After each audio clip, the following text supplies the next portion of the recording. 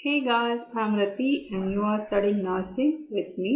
कल आज का जो टॉपिक है वो बहुत ही इम्पॉर्टेंट टॉपिक है, रोटा वायरस वैक्सीनेशन। और इसी के बारे में हम बात करेंगे। मोस्ट ऑफ द एग्जाम्स में जो पूछा जा रहा है वो इसी वैक्सीन से रिलेटेड पूछा जा रहा है, चाहे वो इसका रूट पूछा जाए या फिर इसका डोज पूछा जाए। और इससे रिलेटेड बहुत से क्वेश्चंस हैं जो बनते हैं गाइस, उन्हीं को हम इस टॉपिक में डिस्कस करेंगे। कुछ जनरल इंफॉर्मेशन रोटा वायरस के बारे में। रोटा वायरस गैस्ट्रोएंटेराइटिस होता है, उसी के बारे में हम बात करेंगे कि ये किस तरीके से फैलता है और आप इसे किस तरीके से रिकॉग्नाइज कर सकते हैं और इससे बचने के लिए हम क्या तरीका यूज़ कर सकते हैं। तो सबसे पहले कुछ जनरल इंफॉर्मेशन रोटा वायरस के बारे में यहाँ डिस्कस कर लेते हैं।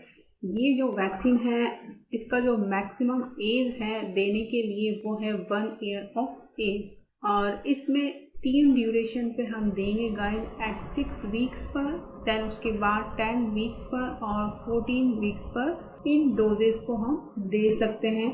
और जो इसका ड्रॉप्स है वो 5 ड्रॉप्स आपको देना है, ओरली आप इसको एडमिनिस्टर करेंगे। तो ये कुछ जनरल इंफॉर्मेशन है। ये एग्ज़ाम्स में कई बार पूछा गया है कितना ड्रॉप आप देंगे या फिर किस रूट से आप रोटा वायरस को एडमिनिस्टर करेंगे। तो ये जनरल इंफॉर्मेशन आपको पता होना चाहिए गाइस। इसे रोटा वायरस गैस्ट्रोएंटेराइटिस कहा जाता है गाइस, और ये हाईली इन्फेक्शियस डायरियल डिजीज है। इसमें जो कंडीशन होगी वो डायरिया की कंडीशन होती है जो कि रोटा वायरस की वजह से होती है, और ये स्मॉल इंटेस्टाइन को अफेक्ट करता है इन्फेंट्स के अंदर और यंग चिल्ड्रंस के अंदर। जस्ट बिकॉज ऑफ डायरिया की वजह से सीवियर डिहाइड्रेशन होता है, उसकी वजह से जो बेबी हैं 3 से लेकर 12 महीने तक का जो एज ग्रुप है उसमें इन बच्चों का जो डेथ रेशियो है या डेथ रेट है वो ज़्यादा होती है गाइस।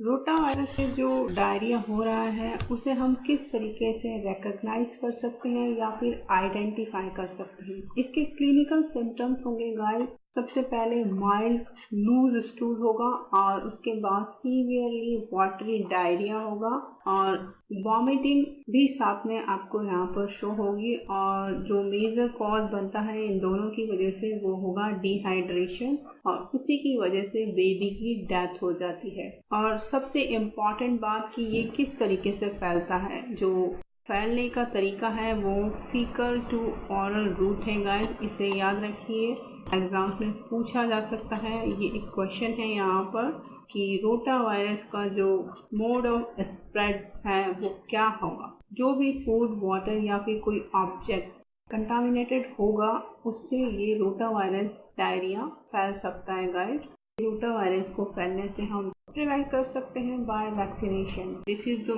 Only option guys. और रोटा वायरस के लिए आपको रोटा वायरस का वैक्सीन है वो भी देना पड़ेगा इम्यूनाइजेशन शेड्यूल के अकॉर्डिंग। इस तरीके से रोटा वायरस को फैलने से हम बचा सकते हैं गाइस। रोटा वायरस का जो वैक्सीन है उसे 2016 में फेजेज में इंट्रोड्यूस किया गया है। रोटा वायरस वैक्सीन की अगर हम बात करें तो ये ऑब्जर्व किया गया है गाइस कि ये 54 to 60% जो रोटा वायरस डायरिया होता है उसे प्रिवेंट करने में इफेक्टिव है। और रोटा वायरस का जो प्रोटेक्टिव इफेक्ट है स्टार्ट होता है 2nd ईयर ऑफ लाइफ से।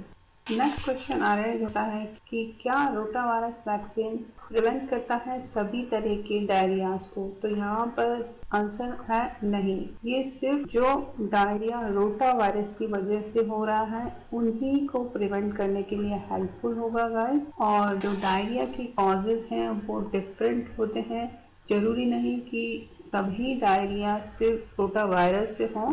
तो रोटा वायरस वैक्सीन को रिसीव करने के बाद भी बेबी के अंदर डायरिया की कंडीशन हो सकती है, क्योंकि उसका जो रीज़न है वो अदर कॉजेटिव ऑर्गेनिज्म होते हैं गाइस।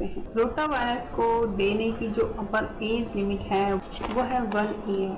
अगर बेबी ने first dose rota virus vaccine का रिसीव कर लिया है 12 मंथ की एज में, तो जो बाकी के 2 डोजेज बचते हैं गाइस वो 1 मंथ के इंटरवल पे कम्प्लीटली दिए जाने चाहिए। जो कोर्स है रोटा वायरस का 3 डोजेस का वो कंप्लीट हो जाए। रोटा वायरस के लिए कोई बूस्टर डोज रिक्वायर्ड या रेकमेंडेड नहीं है गाइस। यहाँ पे ओनली 3 डोजेस रेकमेंड की गई है, जो कि 6 वीक पर, 10th वीक पर और 14 वीक्स पर आपको देनी है एज पर इम्यूनाइजेशन शेड्यूल। नेक्स्ट जो क्वेरी है या क्वेश्चन है वो ये है कि रोटा वायरस वैक्सीन अगर बेबी ने फर्स्ट डोज रिसीव कर चुका है और उसके बाद वो आया है ओपीवी एंड पेंटावेलेंट की वैक्सीन के लिए, तो क्या इन वैक्सीन के साथ रोटा वायरस का वैक्सीन उसे देना चाहिए?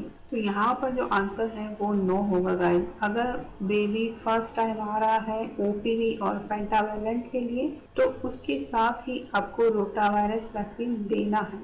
अदरवाइज इन चिल्ड्रन को सेकंड और थर्ड डोज ही आपको देना है एज पर शेड्यूल। और जो बच्चे सेकेंड डोज ओपीवी की और थर्ड डोज पेंटावेलेंट वैक्सीन की रिसीव करने के लिए आ रहे हैं उन्हें सिर्फ आपको ये दोनों डोजेज देनी है। रोटा वायरस का जो वैक्सीन है वो आपको स्टार्ट नहीं करना है सेकेंड और थर्ड डोज ओपीवी और पेंटावेलेंट वैक्सीन के साथ में। तो ये क्वेश्चन थे रोटा वायरस वैक्सीन से रिलेटेड। आई होप ये इन्फॉर्मेशन आपके लिए यूजफुल रहेगी for your upcoming exams. So thank you and bye bye.